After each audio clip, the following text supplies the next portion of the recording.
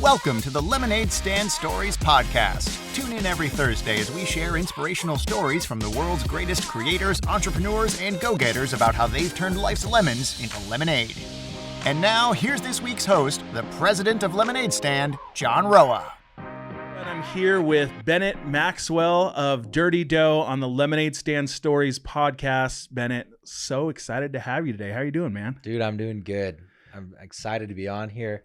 Loving the vibe so far. I'm walking in, talking about marketing. My face is on a tablet with my name. I'm like, who are these guys? What a better welcome. And I got all these snacks. You guys are awesome. I'm happy to be here. That's our producer, Branson Hershey. He's sitting in the room right now. He's excellent and making everybody happy, just delivering great service. I love it. So glad to have you here, man.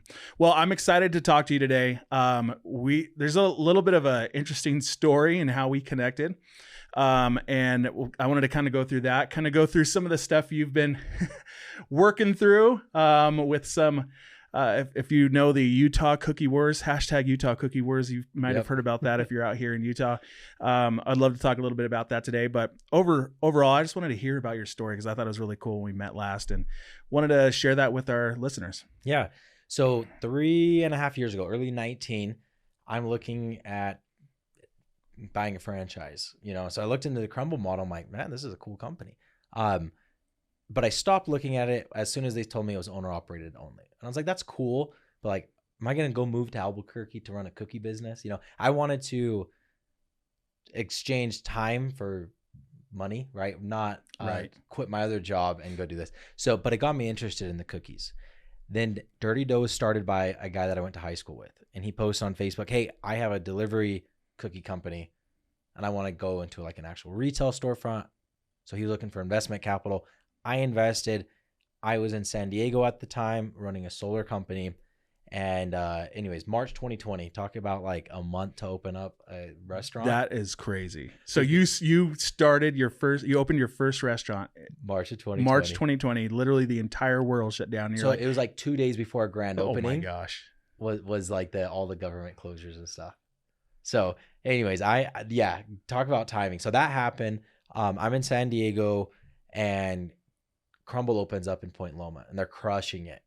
I'm like, okay, this is a great market. Tyler, the old owner of the founder of Dirty Dough, dude, I'll be your first franchisee. I already live out here. It's a great market.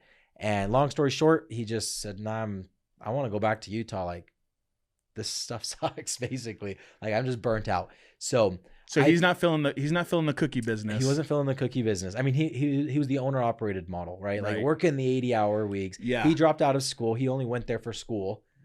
And his wife's like, dude, we don't even have family here. Let's go home. Let's go back to Utah. So he's like, I'm thinking about selling it. And I thought, just listen to a podcast that talked about true wealth being made from real estate and purchasing businesses. I was like, yeah, maybe I have a handful of properties.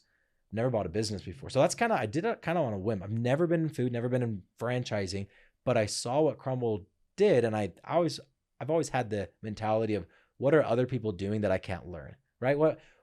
What's out there that's that proprietary, right? Like, it's food. I could figure it out.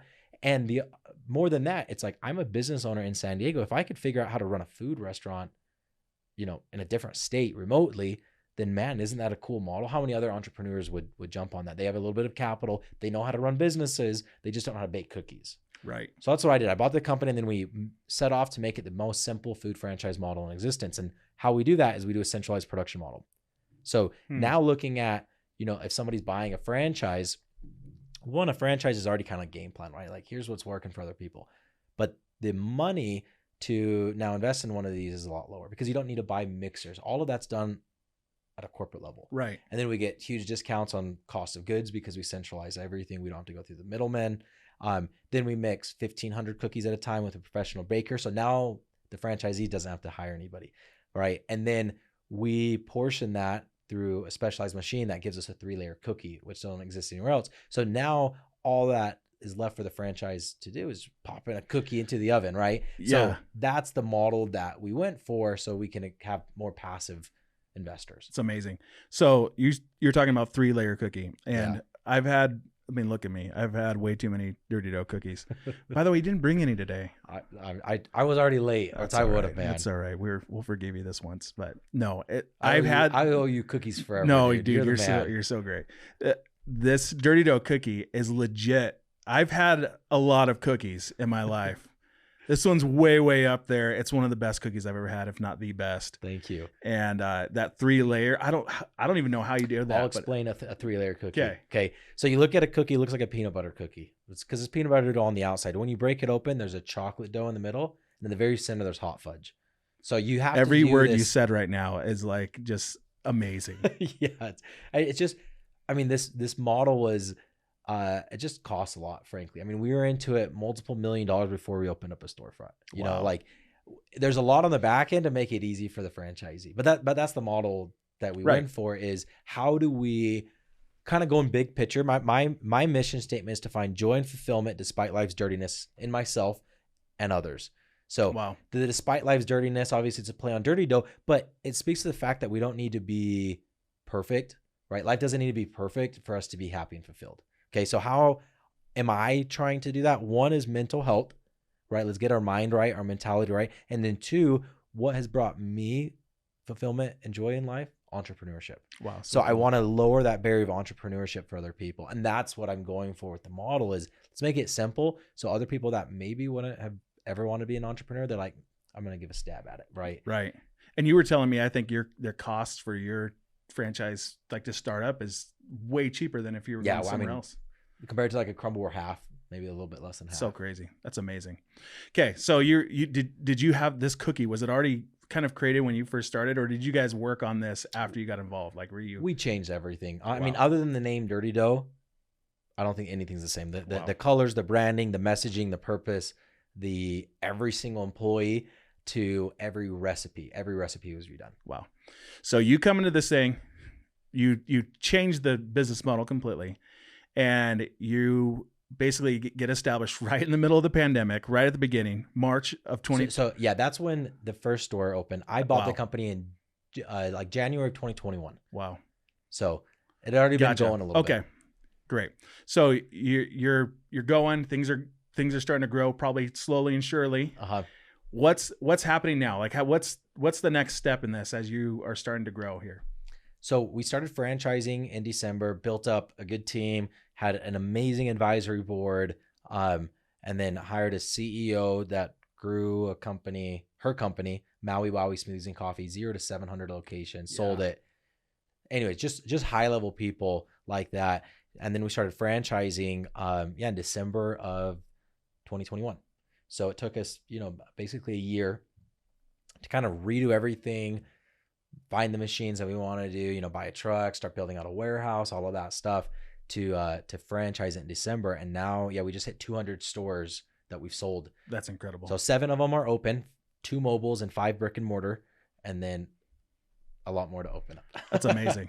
So you're going through this process, you're opening up stores. At what point do you start getting some pushback? Tell us a little bit about the Big Cookie Co. Yeah, from the Big Cookie Co. And if you haven't yet, so let me preface this a little bit. If you have not yet been on LinkedIn, follow Bennett Maxwell on LinkedIn. One of the best follows on LinkedIn, but 2, some of the best commercials and social media presence, because this is what started #Utah Cookie Wars. You've had some things to say about Big Cookie Co. and what's happened. So tell us a little bit about this story. So we have 1 store open, right? This is the original store that opened in Tempe, Arizona. Now we're in Utah, and get a call from our attorney, and he's like, "You guys are getting sued by Crumbl." I'm like, "For what?" So this is it. We have 1 store. Crumbl just threw up billboards that say we do $1 million $1 million cookies a day. That's a multi-billion-dollar company. Right. I'm like, what the hell do they care? And then you read through it and I'm like, this is a joke, right? Like, it has like their cookie logo or their logo next to our logo, their cookie with a sprinkle next to our cookie with a sprinkle. I'm just like, what is going on? Whatever. Didn't think anything of it. Like, they're probably just trying to, slow us down, because there's no merit here. So we just, kind of went about our business. We had 60 days to respond. About 45 days into it, I'm boarding a plane to go to Mexico for a month. Might I add? Like, I'm there for a month, And I'm like, somebody tagged me or something, and it was KSL said Crumbl is suing 2 cookie companies, Crave and Dirty. I'm like, oh shoot, now I have to like come out and be on top of this, right? So it wasn't like we got sued and we like pushed it out there. It's we got sued, we sat there for 45 days, and then if the news is gonna cover it, I'm gonna be the one to control the narrative, because I mean, that's what I do. Like I'm a salesperson, right? Like, and I read the lawsuit and I feel very strongly, you know, maybe I'm a little biased, but I'm just like, no way. Like, this is a joke. And I want to make sure that everybody knows that there's no merit to this lawsuit. So, and this, around this same time, this is how many months ago now? This was in July. So 2 months ago, 2 months 3 ago. months ago. Well, no, we're in October, 3 months ago. 3 months ago. So, around the same time, I think you make your first post about this, and we have a mutual connection that shares something about it. And I thought it was the coolest thing because you, during this post, you weren't berating anybody or hating on anybody. You were just super nice and saying like, hey, why don't you come and try our cookies out? I'd love to see you in our store. Why don't you give us a shot and see what you think? Which I thought is like the founder of this company, the owner of this company, is on LinkedIn on comments of people just saying, like, people are on there like, oh, I love Big Cookie Company, I would never you're like, well, why don't you give us a shot first? And I just thought that was the coolest thing. What kind of leads you to have that kind of like engaging presence? It's your business, right? So it's like, I'm going to respond to every comment. One, because I want everybody to like me. You know, that's a personality flaw. We don't need to go there right now. That's another podcast. But two, like I care about it, you know, because it's not just me at this point. When the lawsuit hit, we had 90 franchises sold. So it's like, I got 90 and people. How many stores were actually open at this time? 1. Wow. When the news story picked it up, we'd opened up a second. So we had 2 stores open, but 90 sold. And I'm like, no, I need to correct people. This is wrong. And what helped me out and gave me the confidence is it was verifiably wrong. Like, who founded Dirty Dough? Well, just Google it, because they, you know, we don't need to get into the details of it, but one of the statements was that Dirty Dough was founded by a former Crumbl employee that started working for Crumbl in 19, left in 19, and then founded Dirty Dough. Well, just Google it. When was Dirty Dough founded? And it's like, news articles will confirm, the state website will confirm it was founded in 18, you know? So that helped a lot, but I'm just like, I need to respond to everybody. I think I could win over each person one by one, I guess. And with the purpose of, one, kind of saving my own butt, right? I'm not going to act like it was just for everybody else, but definitely was also for the franchises. And that was, I mean, so it took us 7 months to sell 90 franchises, which is pretty unheard of. Really, really good growth. And then in the next 2 months, we sold over, you know, we went from 90 to 100 or 200. So we sold another 120 because of this, which kind of speaks to the, that was the best thing that could have happened. That's a lot of good that we'll kind of leave it at that. So like we're not necessarily like, we love Big Cookie Company ourselves. We like, I have an Airbnb in Lehigh, and I don't have a Dirty Dough in Lehigh. I still order Crumbl to every guest. So I swear great. to you. And I've been a big fan of Crumbl. Yeah, we were big fans. We were big fans too. We love them. And so we're not necessarily taking a side one way or another, but I just loved the way you approached it. And everybody loves an underdog story, right? Yeah. Like, and that was, to me, was the coolest thing, was instead of getting sued and kind of just crumbling. Hey-o, I've been working on that one for a while. Pay dad. But instead, like, I loved that you guys have made it into this almost comical, like, hey, we're here kind of thing. Why don't you give us a shot? Like, by the way, here's the first post that somebody probably tagged us. You know, it was a screenshot of the KSL news clip. You know, Crumbl was suing these other companies.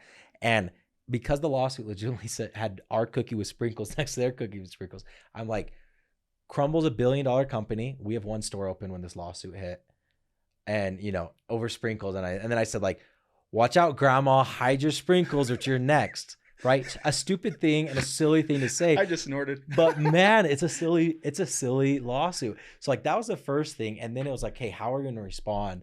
And we had started billboards actually in May. And Crumbl has been in Utah County for 4.5 years Right. at that time. Never has done a billboard ever. We do some coming soon billboards. The next month, Crumbl just litters the freeway with billboards. So anyways, we're like, let's respond again on billboards. And then we, the marketing team, they had all these options, and then I, kind of just narrowed it down and chose the 5 that I liked. And it was, our cookies don't crumble under competition. Cookies so good we're being sued. And it had a cookie with like censored, like as if you're looking at like an X-rated magazine. Let your taste buds be the judge. Can't hurt our feelings. Little things like that. And I posted that got like 500,000 views on LinkedIn, and then news articles were picking those up. So, like it was in Hawaii and Ohio and Atlanta. And I mean, there was tons of different states that picked it up. And it was, so I got way more coverage from posting about the billboards. And I tagged Crumbl. I said, Crumbl, I love you guys' billboards. What do you think of ours? And I tagged them. And then, people got that little, screenshot of my post, and then they threw it on all their news articles. I mean, this is brilliant marketing. And so what's amazing throughout all of this is you've turned this moment into what a lot of people would have either got completely, I mean, I'm sure you were upset, but like would have maybe just cussed people out online or something like that. You've turned it into I wanted to. Yeah, I bet. I was holding my tongue on a lot, like, you idiot. But you've turned it into a cool marketing campaign where you've just, more than hating on the other guys, you've really just featured your business and done it in a way that's super endearing. I felt like so, and that's where I connected to you when I saw it was John Dye's post. And John, if you're watching this, big shout out to you. He posted about it, and I found you, and it's so funny because Greg and I literally, I think he reached out to you about giving you some stuff and like, hey, can we help shoot a video or do something? And I reached out to you about the same time, like, hey, I want to do something cool with you guys. And so we did, I think we did a cookie for 2 days or day and a half. We were like, anybody in Utah wants to go to the store, get a free cookie. And that thing went viral. It was awesome for like a day and a half. That was one of the best posts I've ever made, was just giving away cookies. Who would know that you give away cookies to people? And I want to talk about that because I was just talking with Wade, who's my partner and the owner of the Vineyard store. We were talking about that with, I think, Nate Bradshaw, the B1 or B10 Capital. Anyways, and it's like, because we're talking about entrepreneurship. I was like, you know what's cool about Utah entrepreneurship? John is cool. I don't know John. John doesn't know me. He doesn't know Wade. He dropped off his freaking credit card and then posted and said, I want to buy everybody a cookie. And he's like, well, why? And I'm like, he just was trying to support us. Like, how cool is that, man? So anyways, I know I've told you before. I'm going to tell you again, dude. That means the world to us. That's so cool that you did that. It was cool. I think one for us, it's like we love the underdog story. This is Lemonade Stand's kind of story as well, as starting off with nothing and growing out of something that's kind of has purpose behind it and all this stuff, and with the support of other people. And so I love being able to support you, and it was cool. It's a cool opportunity to like bring awareness to what we're doing and what you're doing. Yeah, it's so cool. So I actually, it's funny, I was telling you, or maybe it was Wade, I came into the store the next day to pick up my car, or I wasn't even picking up the card yet. I was just coming in to get some cookies. And I showed somebody, I was like, yeah, I got this thing. They had no idea who I was or anything. They were just like, okay, yeah, you can get a cookie. I'm like, okay, thanks. Tell the guy who got it, thanks. Yeah. Whoever bought these, tell him he's great. Tell him thanks. He's so cool. Yeah, they didn't recognize me. I was like, that's all good. It was so good, great though. But anyways, okay, cool. So we do this thing, selling, or you're selling dirty dough cookies. Things are going great. You get sued. You turn it into this big marketing moment. Where's it at now? It's been 2-3 months. You guys, so it's probably been 2.5 months now, because it was like end of July, I think, that it got picked up. And it's going great. I mean, what does 120 franchises mean? That means 200, or not 200. 2 million at least in cash that we've put into our account. Wow. From franchise fees. So then what do we do with that? Well, we've reinvested it back into buying more specialized equipment. I mean, cookies are cookies, right? It's hard to get a unique cookie.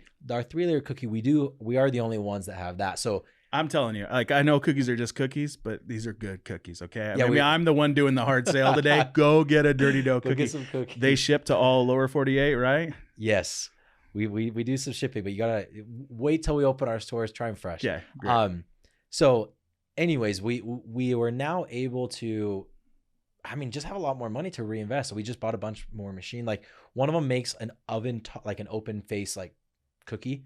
Think of like a little pizza, right? Yeah. But a cookie. So you can make like all the pie series. And then another one, it just still 3 layers, but like 2 layers on the outside. I don't know. It's a stuffed churro cookie. Like all these things that we wanted to do for our franchisees and make it more unique.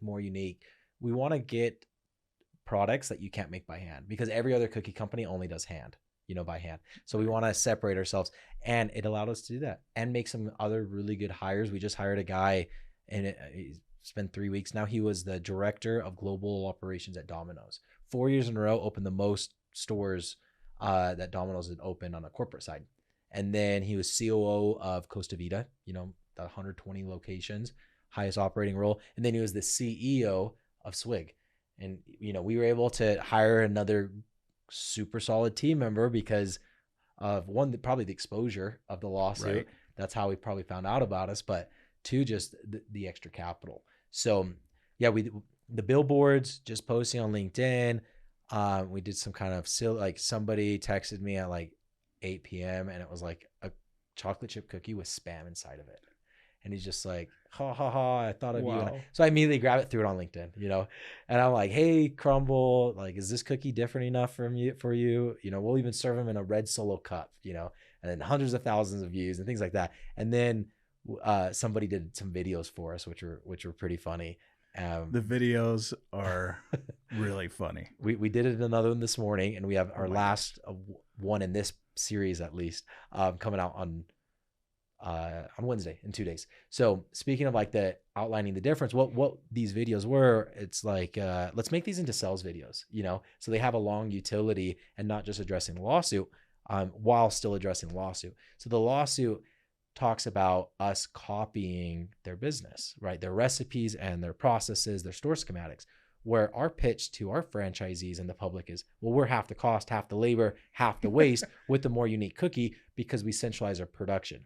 So completely different. So let's point those out in a video, like, oh wait, how did Dirty Dough steal your recipes if they make 3-layer cookies with no frosting, and stuffed cookies and 2-layer cookies, where Crumbl only does frosting, no stuffed cookies, no 3-layer cookies, no 2-layer cookies, right?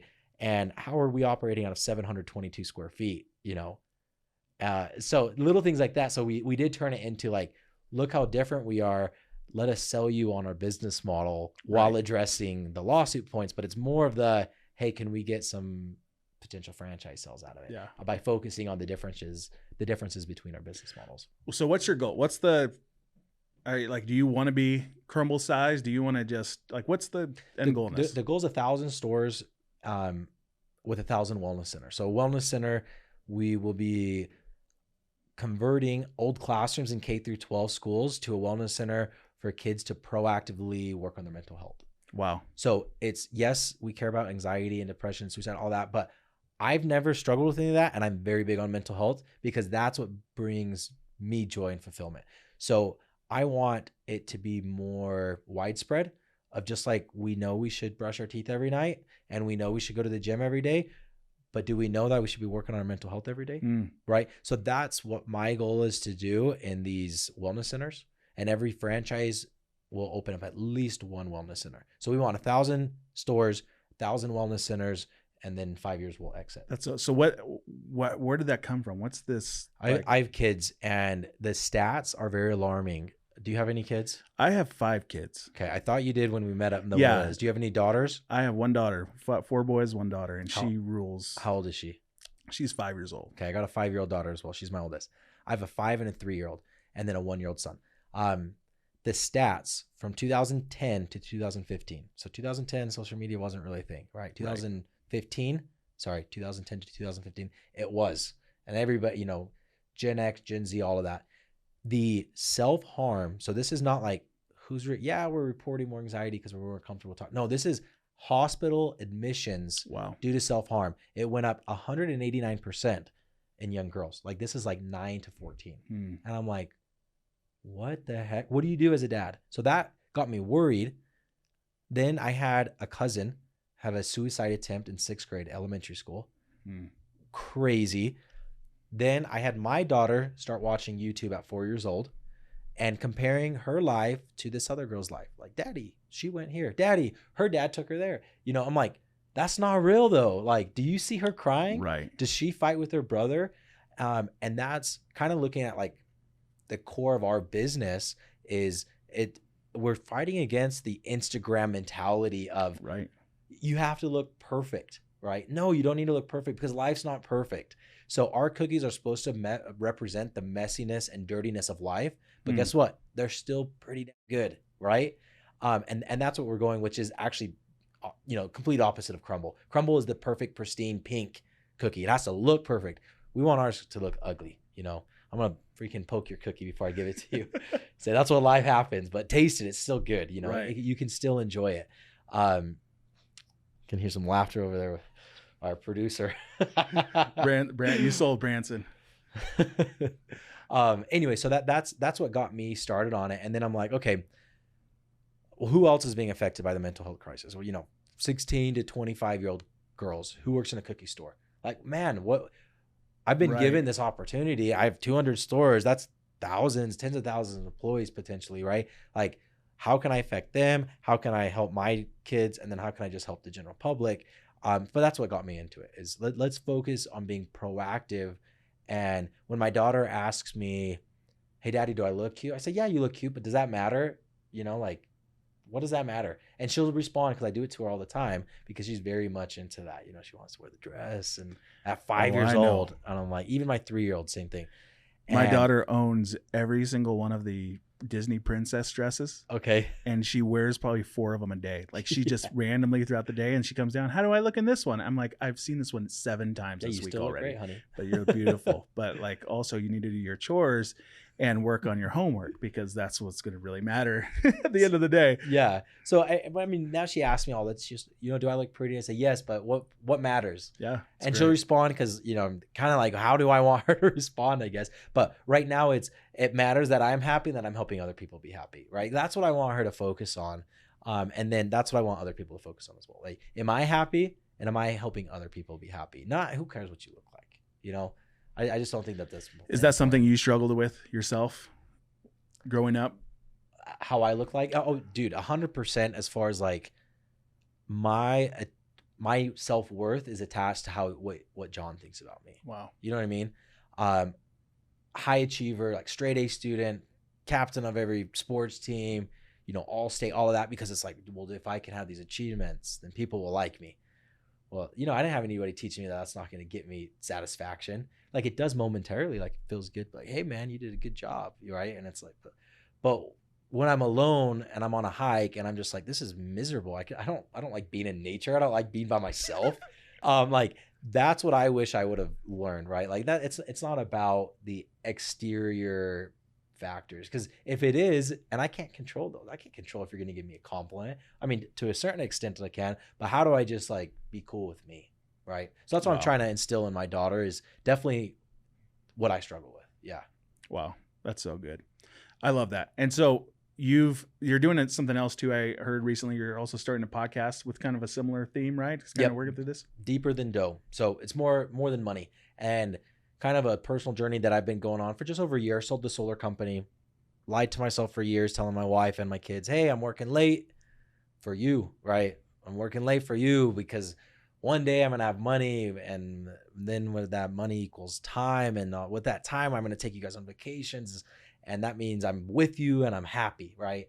And then I sell the solar company. I got some rental properties, got some residual, got some cash. And I'm just like, 2 weeks go by and I'm like already working nights and weekends again. I'm like, I just lied to myself for how many years, right? So it's more than the money. Anybody who's had, it's not like I have a ton of money, but I've had a little bit of success.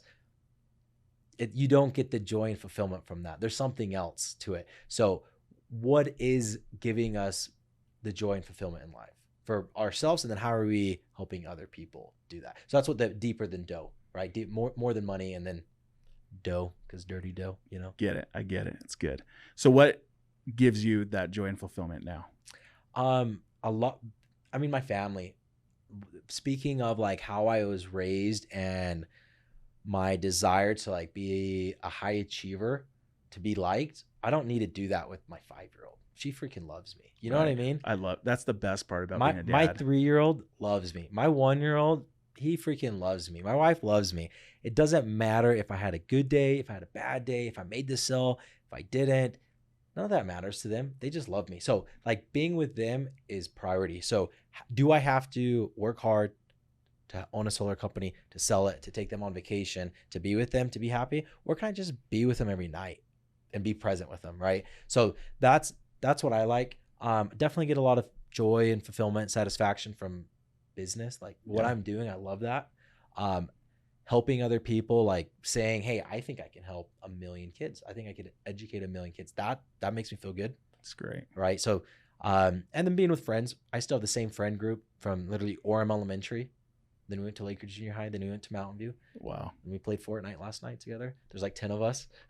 I'll get your screen name later. We're going to Vegas this weekend, you know, just for fun. We were going to go to the BYU game, and then now we're not even going. That's what we told our wives, though. We're going to the BYU game. But that's also another thing that I like doing, hanging out with buddies. Okay. Last question in all this. If you had an opportunity to go back in time and tell your younger self one thing that you've learned, what would it be? One thing that I've learned, find out what the heck I'm doing as far as like, what is my why? What is my purpose? What you just asked me, what makes me happy? I should have asked myself that when I was younger, because I didn't know. I thought money would make me happy, but what about money did I think would make me happy, right? If you keep saying, well, let's go down the rabbit hole of money. Well, money is going to buy me a car, and a car is going to make me feel good because other people are going to look at, well, it's like, well, how about I just go see like a therapist and figure that out? You know what I mean? Right. Like I'm after happiness, and I'm after joy, and I'm after fulfillment. I didn't know that when I was younger. So I went the money route. I thought money would give that all to me. I didn't keep asking myself, but why do I want the money? So that's what I would tell myself or anybody listening to this. Like, when you're dead, what do you want to be known for? You know, what kind of life do you want to have lived? Nobody's like, oh yeah, that dude was super rich, but he didn't help. You know, like nobody really wants that, I don't think. But we think we do. 100%. Man, that was good. That's a great way to end this, I feel like. That, and you've got to go get some Dirty Dough cookies because they're thanks for the plug. Freaking good. Dirty Dough online. What's the website? DirtyDoughCookies.com. DirtyDoughCookies.com. Branson, don't laugh at me. DirtyDoughCookies.com. Follow Bennett Maxwell on LinkedIn for some funny videos, some funny comments. It's great. Get yourself out to a store. Bennett, thank you so much for joining us today. Appreciate it. Appreciate you, man. Thanks so much for listening to the Lemonade Stand podcast, and we hope you enjoyed this episode. Be sure to subscribe to the podcast on whatever platform you use to be alerted when we release new episodes. We'd also love to hear your feedback in the reviews, and if you or someone you know has an awesome Lemonade Stand story, please reach out to us on social media and let us know. Thanks so much, and have a great day.